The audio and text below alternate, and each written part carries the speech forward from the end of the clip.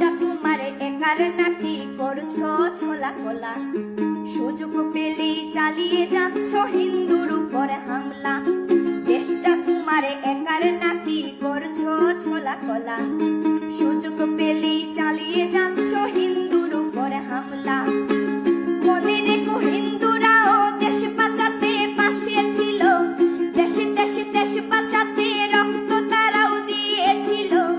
মনে রেখো হিন্দুরাও দেশ বাঁচাতে পাশে ছিল। দেশে দেশে দেশ বাঁচাতে রক্ত তারাও দিয়েছিল।